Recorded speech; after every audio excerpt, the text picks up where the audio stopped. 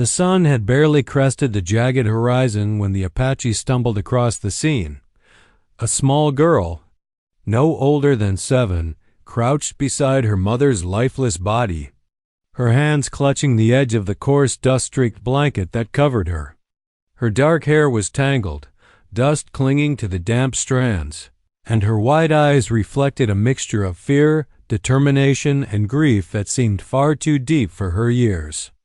The wind swept across the barren prairie, carrying the acrid scent of smoke and blood, and the world felt suspended in a haunting stillness. Takoda, the Apache warrior, knelt slowly in the red dust, careful not to startle her.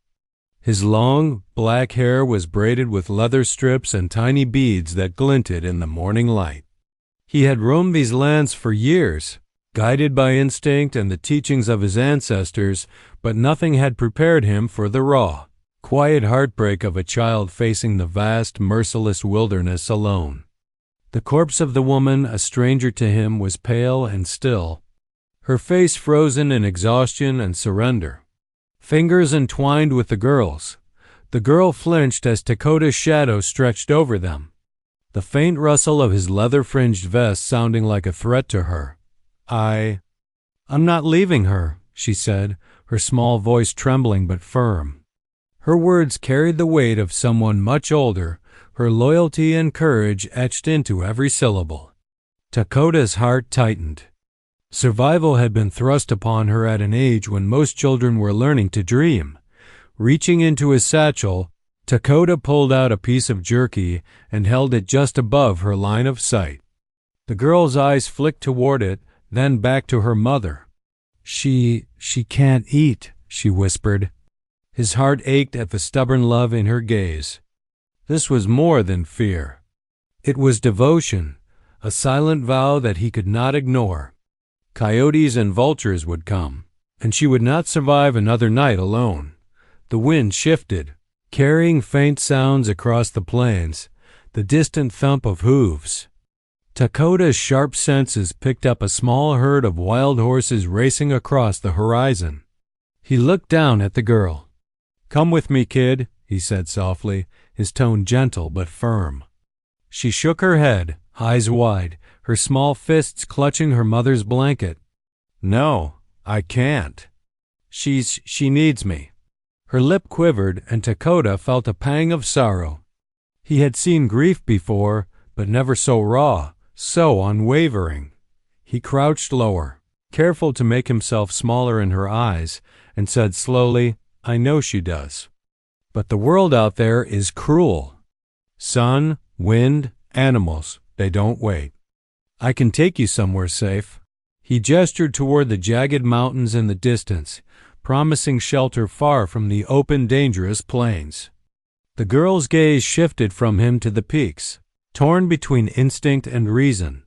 Takoda extended his hand, open and patient, a silent promise rather than a demand.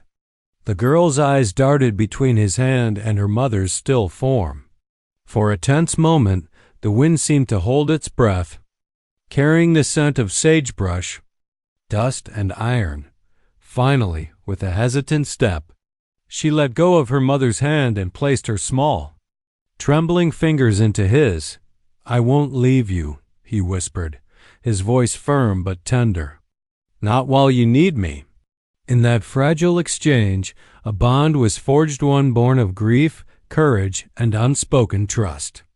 As the first light of morning stretched across the endless plains, Takoda rose with the girl at his side. Dust swirled around their boots, and the horizon promised both danger and hope. The journey had begun, and nothing would ever be the same. The wind had picked up by mid-morning, carrying the bitter scent of sagebrush and the faint, metallic tang of blood from the plains. Takoda led Aiyana along a narrow trail that wound between jagged rocks and sparse clumps of dry grass. She clutched his hand tightly, her small fingers almost disappearing in his rough, calloused ones, yet she kept her gaze forward, determined not to let fear take hold. Her mother's death weighed on her young shoulders like a stone, but Takoda's presence gave her a fragile sense of protection. Do you think they'll follow us?" Aiyana asked, her voice a small whisper, almost drowned by the rustling wind. Takoda glanced at her, his dark eyes scanning the horizon. "Possibly," he said cautiously. "Some men take what isn't theirs and leave a trail behind. But we move fast and the mountains are coming. Once we reach the foothills, we'll have cover." Aiyana nodded, though she didn't fully understand. The plains stretched endlessly on either side, golden and harsh under the rising sun, dotted only by sparse sage and the occasional gnarled tree. She noticed how Takoda moved silent, deliberate, every muscle coiled with strength, and felt both awe and a spark of courage. If he could survive out here, maybe she could too. Hours passed, the relentless sun climbing higher, beating down on their heads. Takoda stopped briefly near a small dry creek bed. He knelt, letting Aiyana sit beside him, pulling out a water skin. "Drink," he said, offering it to her. She hesitated, then took a careful sip, the cool liquid soothing her parched throat. Takoda scanned the plains again, always alert, every sense on edge. Why? Why did it happen? Aiyana finally asked, her voice trembling. Why did they hurt her? Takoda's jaw tightened. Some people see the world as a place to take, not to give. But we don't have time for anger. Not now. We survive, and maybe justice finds its own way. He reached out, brushing a strand of dust-covered hair from her face. She leaned into his hand, trusting him more with each passing moment. As they resumed walking, shadows began stretching long across the plains. The mountains loomed closer, jagged and dark, promising shelter but also danger. Takoda chose a narrow path that snaked up a rocky incline, careful to avoid the open areas where someone might spot them. Aiyana stumbled once, catching herself on a rock, and Takoda steadied her with a firm grip. "You're stronger than you look," he said with a faint smile. "I have to be," she replied, her voice steadier now. I don't have anyone else." Her eyes flicked down at the patch of dust they had left behind. As if afraid someone might appear from it. By late afternoon, they reached a small alcove in the mountains where a trickle of water seeped from a rock crevice. Takoda knelt, letting Aiyana drink first. He crouched beside her, scanning the ridges above for signs of movement. The light faded, turning the rocks into deep shades of crimson and shadow, and a chill crept down from the peaks. Takoda started a small fire with a few dry sticks, careful to keep the smoke low. The scent of burning sage mingled with the cool mountain air. Aiyana sat close, the warmth of the fire against her small frame. "Will we stay here tonight?" she asked softly. "Yes," Takoda replied. "And tomorrow we keep moving. These mountains are safe compared to the plains, but we can't linger too long." He studied her face in the firelight. She was more than just a scared child. There was a glimmer of steel in her eyes, a stubborn survival instinct that reminded him of his younger self. The girl's voice broke the silence. Do you think I'll ever see my home again?" Takoda didn't answer immediately.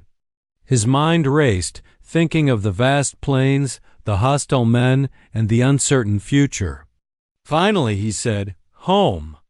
Home can be more than a place. It's where someone protects you, where you can breathe without fear. Right now, we make a new home one step at a time."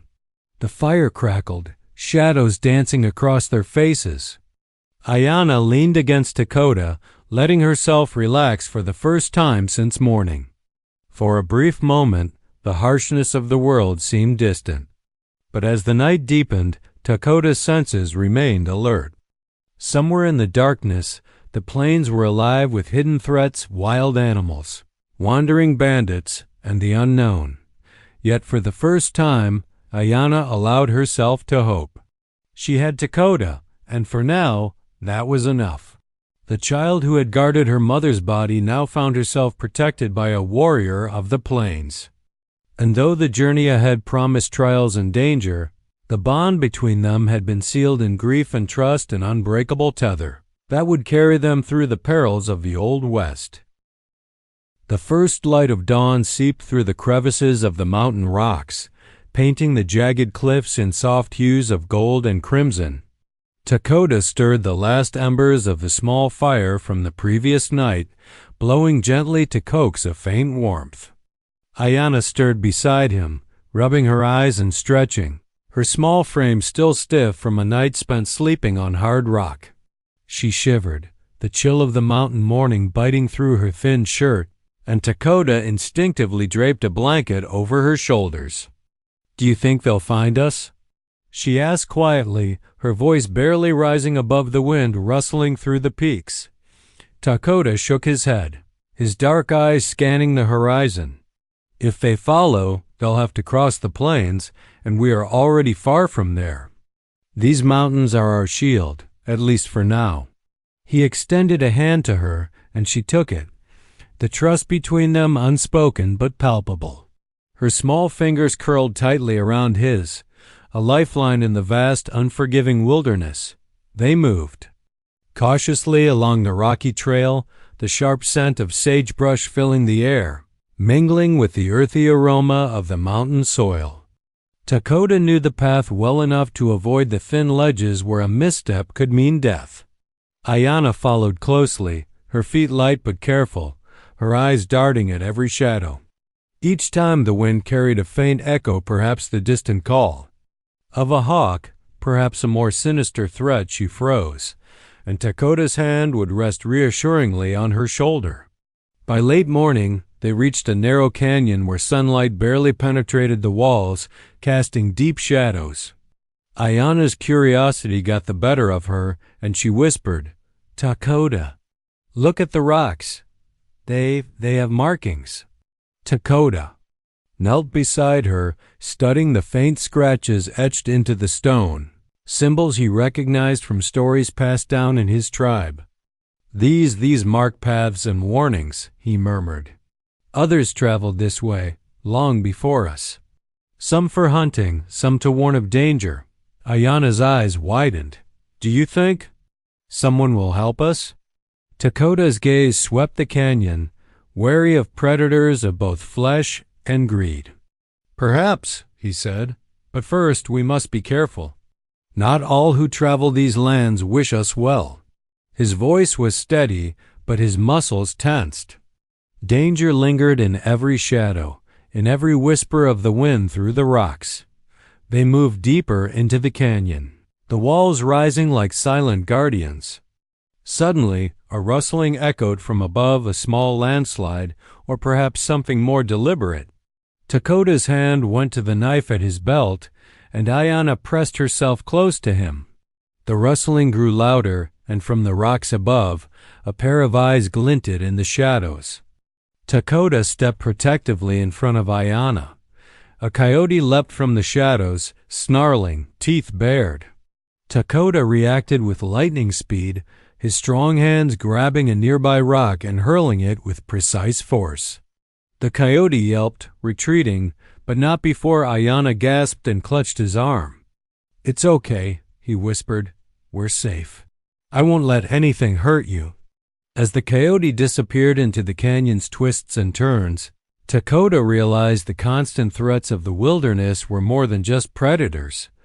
They were reminders that the world outside the plains was harsh, unforgiving, and unrelenting. Aiyana, however, seemed undeterred.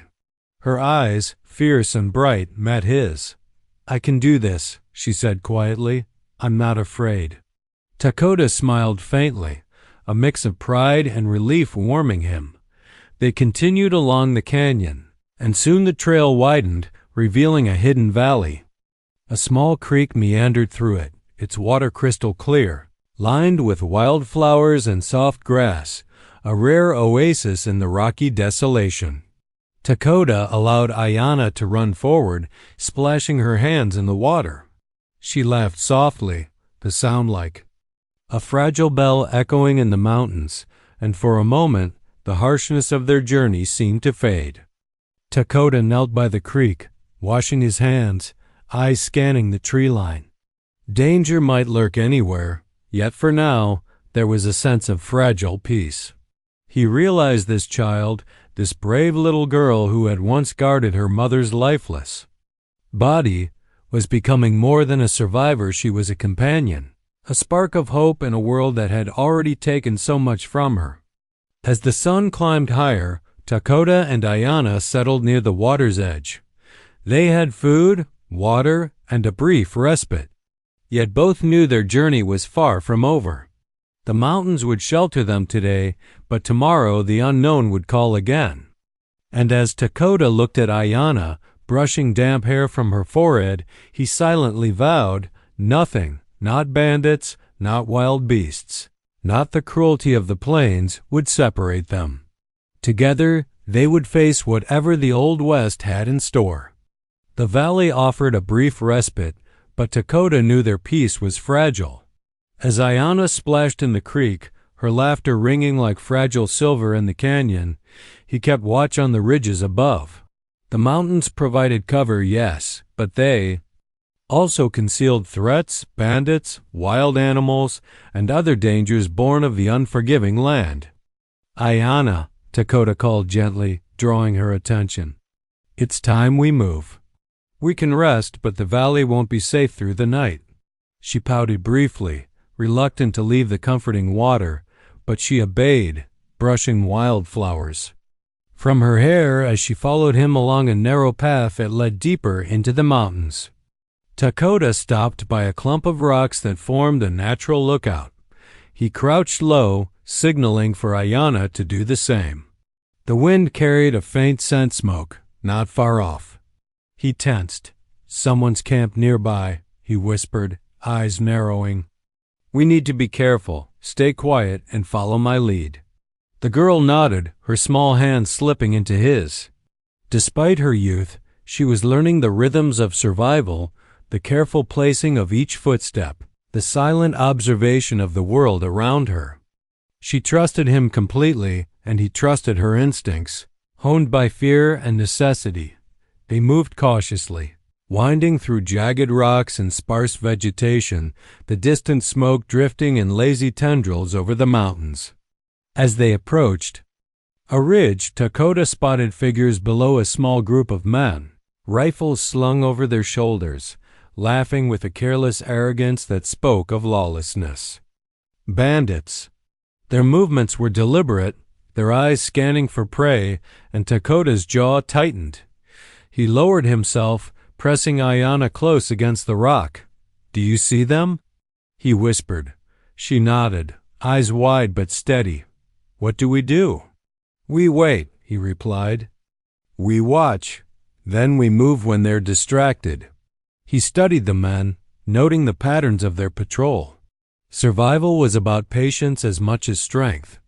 Hours passed and the sun dipped low, casting the valley in long shadows. The bandits moved to their campfire, careless now, their laughter filling the canyon. Takoda seized the moment. Follow me, he said softly, guiding Aiyana along a narrow ledge that sloped down the opposite side of the ridge. They descended carefully, each step deliberate, hearts pounding but silent. By nightfall, they had put enough distance between themselves and the bandits to rest without fear of discovery. Takoda started a small fire, carefully keeping the smoke low and the flame contained. Aiyana sat beside him, her small body pressed against his side for warmth. Will they come after us? She asked, voice barely above a whisper. Takoda shook his head. Not tonight. We're cleverer than they think. But tomorrow, we keep moving. We must always stay one step ahead. He handed her a small piece of jerky. She accepted it, chewing slowly, the fatigue of the day weighing heavily on her as they sat in silence. Takoda spoke softly, telling her stories of his childhood among the Apache, tales of cunning scouts, brave warriors, and the wisdom of the elders. Aiyana listened, rapt, her eyes reflecting the flickering firelight. In these stories she found hope and courage, a sense that even in the harshest world, there were ways to survive and protect those you loved. The wind shifted suddenly, carrying with it an unfamiliar scent, a mixture of wet earth and something acrid. Takoda stiffened, scanning the shadows. Danger was never far. He rose quietly, keeping the fire low, and signaled Aiyana to follow him to a more concealed spot. They crouched behind a boulder, listening. The rustling grew closer, deliberate steps now, not animals but humans. Takoda gripped the knife at his belt, his muscles coiled like springs. Aiyana's small hand found his, squeezing tightly. "I'm ready," she whispered, her voice steady despite the fear. Takoda nodded, pride and determination mingling in his gaze. "We'll face it together." In the moonlight, two figures emerged from the shadows, scanning the valley. Takoda remained perfectly still, his body a shadow among shadows. Aiyana mirrored his stillness, the bond of trust and survival between them unspoken but unbreakable. Tonight, they would endure, as they always had, relying on instincts, courage, and each other. The mountains whispered around them, ancient and silent witnesses to their struggle. And though danger pressed close, Takoda and Aiyana had learned something vital. Together, they were stronger than the wilderness, stronger than any threat the Old West could throw at them. They would survive. They would endure. And they would continue, step by careful step, toward an uncertain but determined future. The morning air was crisp, the scent of pine and earth filling the hidden valley as Takoda prepared for another day of travel. Aiyana stretched, her small body stiff from the night on the rocky ground, and her eyes shone with a mixture of determination and curiosity. "What's today going to be like?" she asked, her voice bright despite the uncertainty surrounding them. Takoda glanced down at her, a small smile tugging at his lips. "Today, you learn," he said simply. "You can't always run or hide, Aiyana. Sometimes you have to understand the land, the tracks, and the signs. Survival is knowing when to move, when to wait, and when to act." He led her to a nearby clearing where the rocky terrain softened into sparse grass dotted with small bushes. "See these tracks?" he asked, pointing to a series of prints pressed into the damp earth. "These aren't just marks. They tell a story. The size, direction, and depth, everything can tell you who's been here and where they're going." Aiyana knelt, her small fingers brushing lightly over the impressions in the soil. "Like a secret language?" she asked, eyes wide. "Exactly," Takoda replied. "The land speaks if you know how to listen." He demonstrated how to read the subtle differences in footprints, how the crushed leaves could indicate a hurried path versus a calm walk, and how the broken twigs could reveal the weight and movement of whoever had passed. Aiyana mimicked his gestures, her brow furrowed in concentration. After several hours, Takoda shifted their lesson to water sources. He led Aiyana to a narrow stream winding through the valley, the sunlight glinting off the rippling surface. "Water," he said, "is survival. You must know where to find it, how to test it, and how to use it wisely." He showed her how to cup water in her hands, check for clarity, and smell for signs of contamination. Aiyana drank carefully, her eyes sparkling with the thrill of learning and the comfort of nourishment. By mid-afternoon, they had reached a rocky plateau overlooking the valley. Takoda's voice grew serious. "Sometimes survival means defending yourself," he said. He retrieved a small knife from his belt and showed her how to hold it properly, how to balance strength and precision. "You don't need to fight unless it's necessary," he warned. "But if danger comes, you must be ready." Aiyana's grip was tight but tentative. She studied his movements, mirroring them as best she could. Takoda corrected her gently, his hands hovering to guide hers without taking over. "Good," he said finally. "You're learning faster than most adults would." The lessons continued through the day: how to read the wind, how to track animals for food, how to move quietly through the underbrush without leaving a trace. Each skill was a lifeline, and Aiyana absorbed them with a fierce eagerness that reminded Takoda of the young warriors he had known in his tribe. As the sun began to dip behind the mountains, painting the sky in orange and violet, Takoda called a halt. They sat side by side on a large boulder, legs dangling over the edge, looking out at the valley below. "You're ready for more now," he said softly. "But remember, strength isn't just physical. It's in knowing when to act, when to wait, and when to trust your instincts." Aiyana nodded, leaning against him for a brief moment. "I trust you," she whispered. I want to be brave like you." Takoda placed a firm hand on her shoulder. "Bravery isn't never being afraid, Aiyana. It's moving forward even when you are." He scanned the horizon, the dark shapes of distant mountains rising like silent guardians. Somewhere out there, danger waited. Bandits, wild animals, or worse, but now Aiyana was no longer just a child in fear.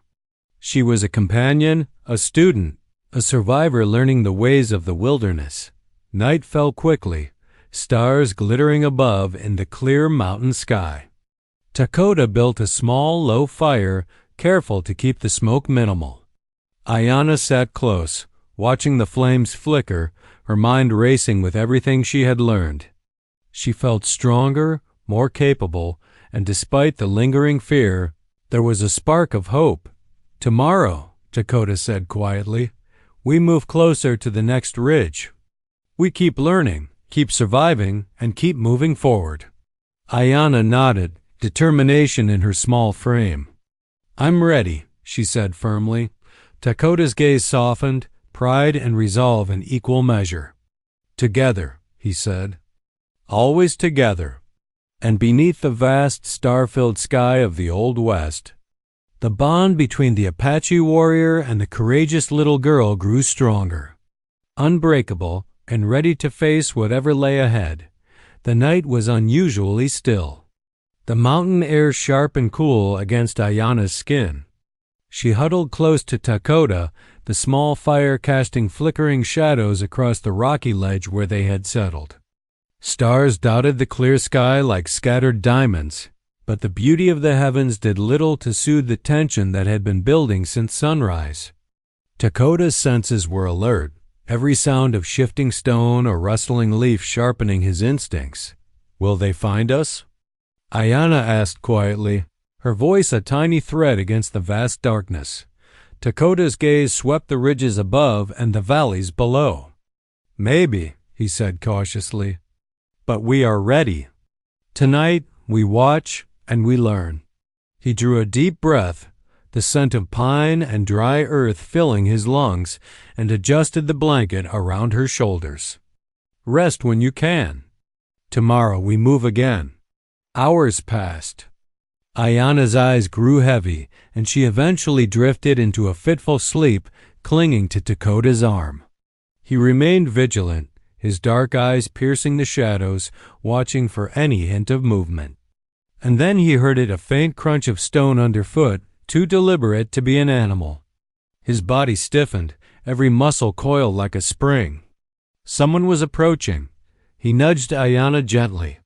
"Wake up," he whispered. Quietly now. Her eyes opened, wide but alert, and she nodded, understanding without words. Takoda motioned for her to stay low as he slipped behind a boulder, knife at the ready. From the shadows emerged 3 men, rifles slung carelessly over their shoulders, laughing and arguing in low tones. Bandits, no doubt, searching for travelers unlucky enough to wander into their territory. Takoda's eyes narrowed. He had to think quickly. There was no time for error. He took a slow, deliberate step forward, staying in the shadows, and whispered to Aiyana, "Follow my lead. Stay quiet and do exactly what I do." She nodded again, gripping his hand tightly, using the darkness and the jagged rocks for cover. Takoda crept closer to the bandits, his movements fluid and silent. Aiyana mimicked him perfectly, her small body pressed against his, her breathing controlled and shallow. When one of the men paused, looking toward a distant ridge, Takoda seized the moment. He grabbed a small stone and tossed it carefully to the side, drawing their attention.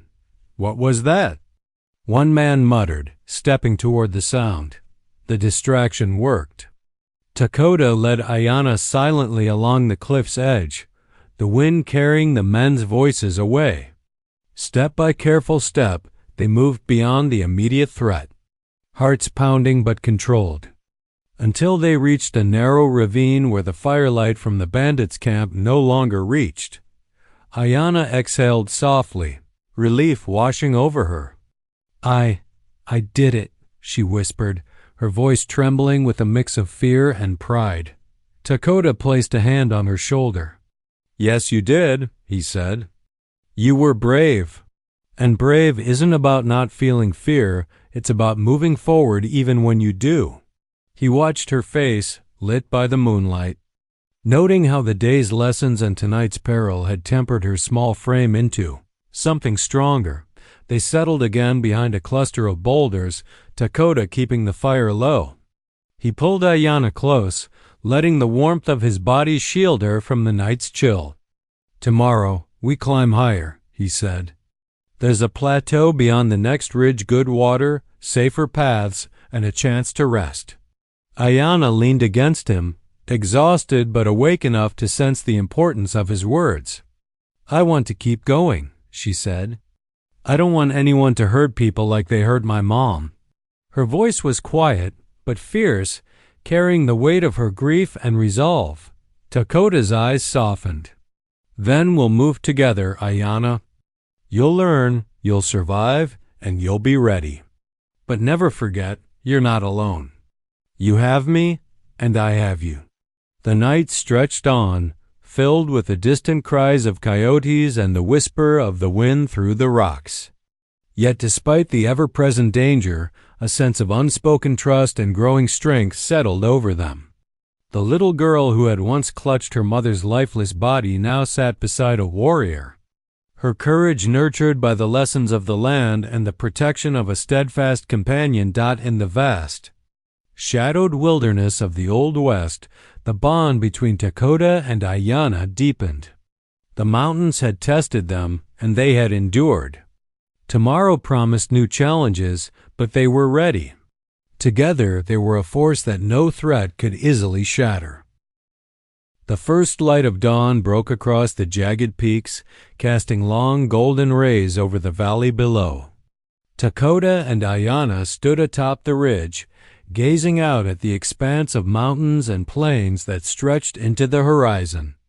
The night's tension had eased, but the lessons of the past days lingered. Every shadow, every whisper of wind, every track in the dirt was a reminder that survival demanded vigilance, courage, and unity.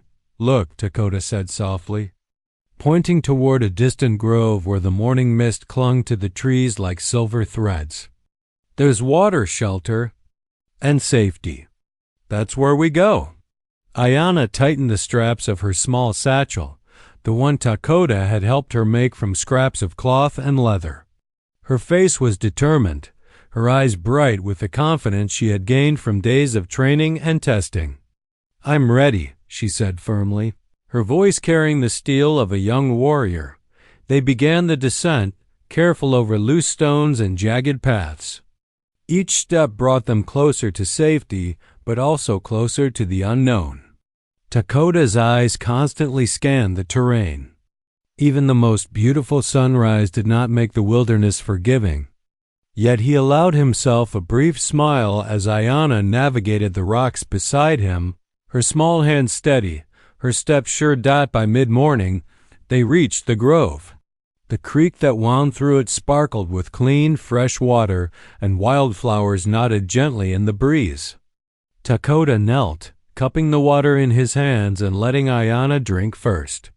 She drank deeply, the exhaustion of the past days melting with each sip, and then she looked up at him with a shy, triumphant smile.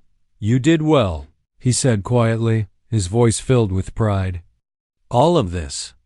You survived it. You learned. You grew stronger. Aiyana's lips curved into a small grin. I had the best teacher. Her words made Takoda's chest tighten. He had grown to care for her in a way deeper than mere responsibility. This girl, who had once clung to the body of her mother in silent grief, had become a companion, a spark of resilience in the harsh wilderness. The peaceful moment was broken only by distant voices echoing through the valley settlers, perhaps or other travelers. Takoda's gaze sharpened, but he relaxed when he saw their approach. A small group emerged, wary but friendly, clearly in search of water like themselves. Takoda stepped forward, offering a cautious greeting. Aiyana hung back, observing, her instincts honed from the lessons of survival and stealth. The travelers greeted them, sharing news of nearby towns and a wagon trail that would take them closer to safety and perhaps even a permanent home.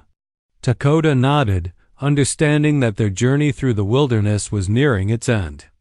Yet he also knew that the lessons and the bond they had formed would stay with them forever. That night, they camped near the creek. Takoda built a small fire, its warmth and light comforting after so many nights of tension and shadow. Aiyana sat beside him, her small hands cupping her knees, eyes reflecting the firelight. Takoda, she began, her voice hesitant. Do you think I'll ever forget all this? He shook his head gently. No, Aiyana. You'll carry it with you. The fear, the courage, the lessons. They'll make you who you are, and you'll be stronger for it. But more importantly, you'll know that even in the darkest times, you're never truly alone. Aiyana leaned against him, feeling the steady strength of his presence. For the first time since her mother's death, she allowed herself to feel safe, truly safe, and the weight of grief lifted just enough to make space for hope. Thank you, she whispered, for everything. Takoda smiled, a rare softness in his dark eyes. No, thank you for trusting me, for surviving, for being brave. The night stretched on, peaceful and quiet, a stark contrast to the dangers they had faced. Above them, the stars shimmered, indifferent to human struggles yet beautiful and eternal. Much like the bond they had forged out by morning, they would continue, perhaps to a town, perhaps to an uncertain future. But for now, atop the grove by the creek, Aiyana and Takoda rested. Two souls bound by survival, by trust, by the shared understanding that even in a world as harsh as the Old West, courage and love could carve a path to safety, to hope, and to a new beginning dot as the sun rose higher, casting golden light over the valley. Aiyana looked at Takoda and whispered with a smile, "Let's go find our future." Takoda nodded, placing a protective hand on her shoulder, and together they stepped forward stronger, wiser and unbroken.